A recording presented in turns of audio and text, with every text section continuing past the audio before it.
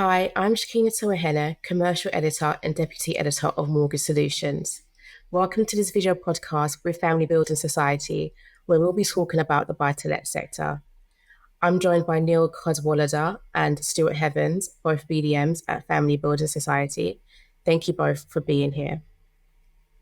In this video, we'll be looking at how lenders and brokers can help landlords with the changing landscape of the buy-to-let market, particularly in light of the recently proposed Renters' Rights Bill, which includes a ban on no-fault evictions and restricting landlords to one rental increase each year for existing tenancies. So Neil, I'll come to you first. What do you think landlords might need the most assistance with right now or going forward? I think kind of to turn a phrase, landlords are going to finally, especially within England, are going to have to get their house in order, as such, to coin the phrase. And it actually starts at the actual fabric of the building, because they're going to have to look at their existing portfolio of properties to make sure that they're up to scratch, because that's going to be one of the biggest areas of basically financial input.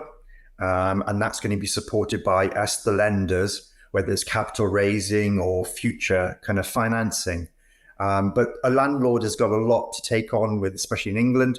As I've alluded to in previous podcasts, in Wales, the contract's already changed. The Section 21s have gone. And also it's mooted that there may be even further changes afoot. Whereas when a property goes on the rental market, it's not going to be highest bidder. There's going to be caps on whether, what rent is going to be acceptable.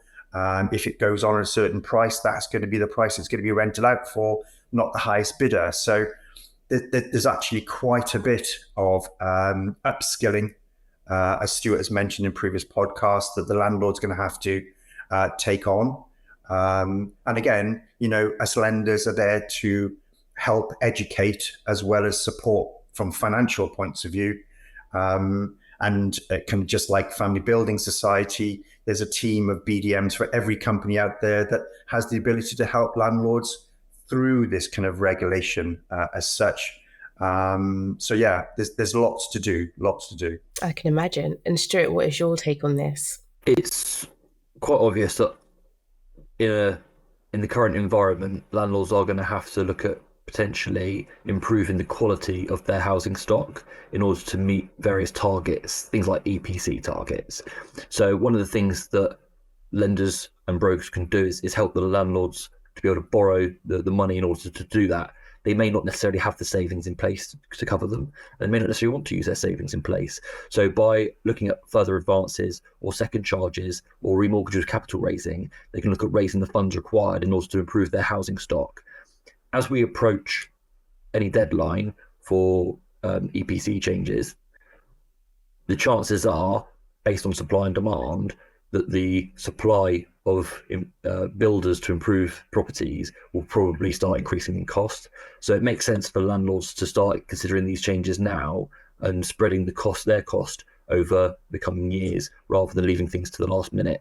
The Family Building Society can offer a offset buy-to-let mortgage, which could be used for raising the funds now on a capital raising basis and leaving the funds there until you're ready to spend them on improving the property or properties if you've got a portfolio, because obviously it will be portfolio landlords that are impacted the most. So Stuart, back to you on this one. How can the mortgage sector make sure that it supports buy-to-let landlords through any changes? And you had mentioned sort of the products that are at Family Building Society, but I guess this will come down to more than just the products that are available, but also the approach for each lender.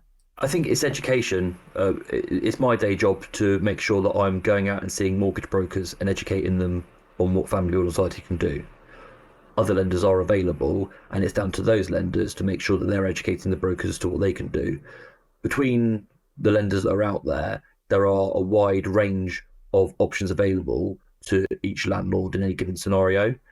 And the best thing that we can do is to educate the brokers to make sure that when the clients go and seek the professional advice on particularly on their mortgages, that the brokers are in the best possible place in order to educate the landlords. It has to filter down from the top, like the lenders.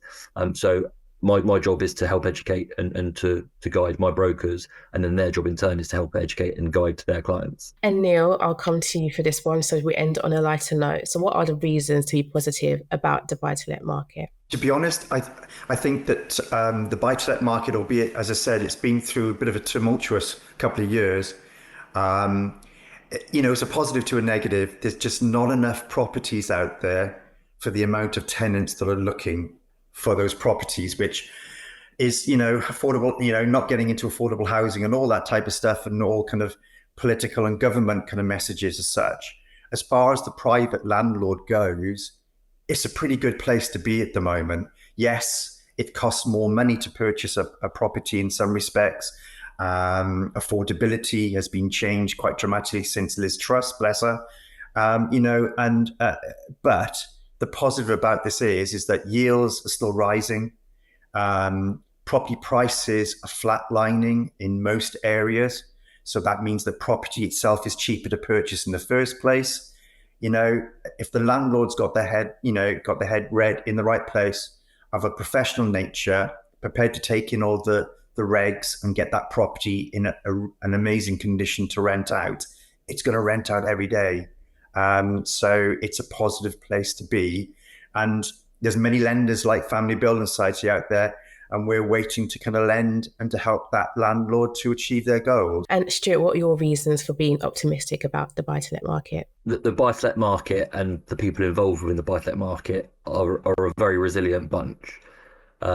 In my working career, we've had a credit crunch, we've had a global pandemic, we've had a cost of living crisis, we've had the mini budget, and through it all, the buy-to-let market continues to not just survive but also thrive. And there will be different actors in the market throughout the time. Landlords may change, but the market itself will remain a vital part of UK housing. For as long as people need houses, there will always be a private rental sector. And so to the landlords and the brokers and the lenders that take part in it, we're all playing a vital role, and the market will continue to thrive. Thank you very much. And thank you both for the series and the conversation that we had about the buy-to-let market. I hope everyone watching found it insightful, useful, and at the end, positive. So that is the end, and that is all we have time for. So thank you for joining me, and goodbye.